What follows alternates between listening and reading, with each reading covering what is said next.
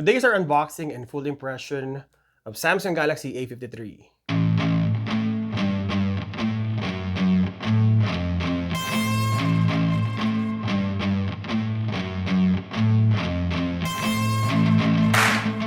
Welcome to the land of back orders, Canada.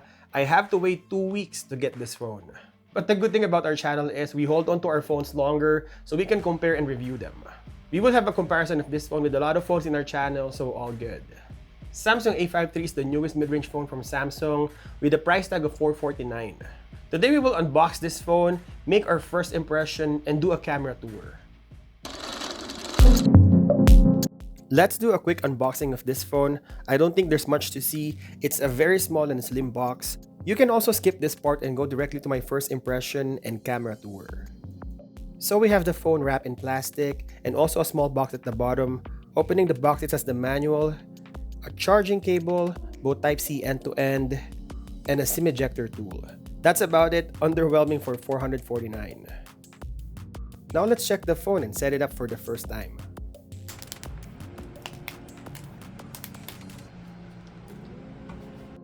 It looks the same as last year, plastic back with matte finish that can accumulate fingerprint easily. Let's set it up quickly and check the Android version and the remaining storage capacity.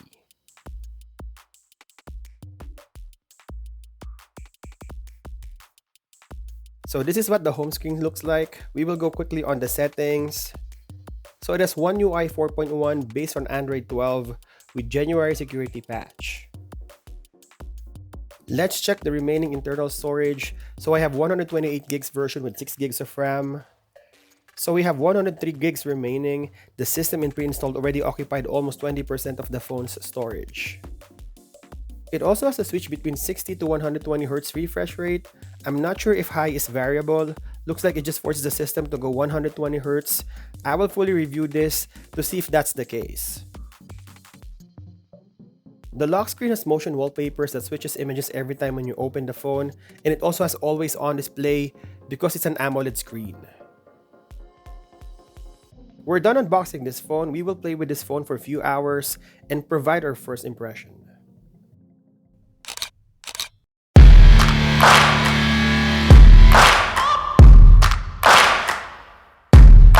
Let's start with my first impression using this phone. I play around with this phone for the last 3 hours, checking the specs and the looks of it, and so far, I really do like it. The back will accumulate fingerprint that much. It would look really filthy, so you have to buy a case on the first time you use it. The camera bump is molded at the back, giving it a more uniform look. It looks the same as last year with one significant difference, the rings on the module. Last year, Samsung A52 and A72 has metallic ring on it. This phone only has a subtle black. I like it more because it looks like more expensive than it is. Those metallic accent makes the camera looks cheap. There's no headphone jack on this phone, which is a total bummer for me. I thought that the A series is somehow a mid-range phone that offers more feature. Like the headphone jack and the SD card, but sadly Samsung killed the headphone jack this year. Honestly, I don't like it. It has a 5000 mAh battery that is bigger compared to last year. So this phone should last longer than the previous model. We will do a battery test of this phone and that is next. From the Snapdragon that Samsung uses last year, Samsung now uses their own Exynos 1280, a 5nm chipset, so we will do a speed test as well. In terms of screen, this panel is super bright and vibrant.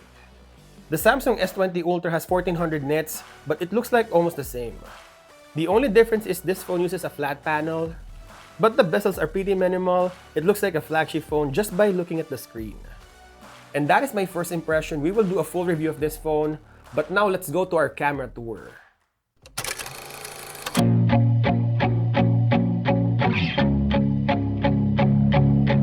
The rear camera module of this phone has quad camera setup.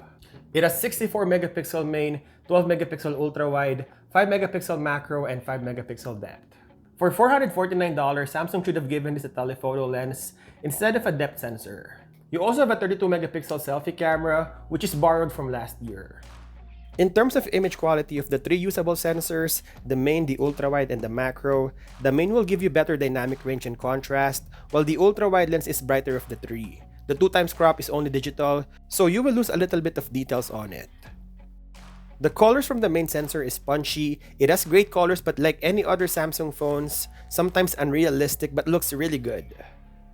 The macro camera has enough details for a 5 megapixel sensor and certainly usable if you love to take closer focus shots. The ultra wide is great, and I noticed it produces brighter photos compared to the main sensor. Night shot is okay, but I've seen better, still pretty good for $449. The selfie camera, oddly enough, has wide and ultra wide. It has a single camera, so I think it just crops in and out of the photo. So that's for the image quality. Now let's check for the video capability. This is a quick video sample of the selfie video recording in 4K on the Samsung A53. Now we're switching to the rear camera. This is the 4K video recording of Samsung A53.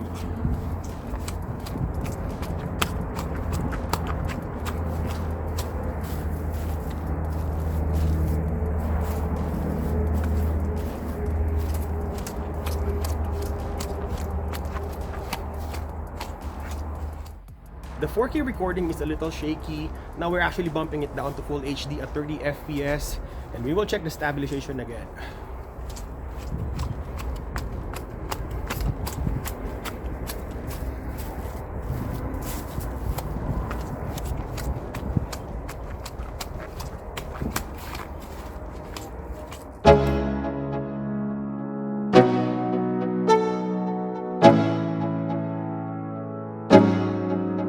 So what is Gadget Rev Now's verdict? The new Samsung Galaxy A53.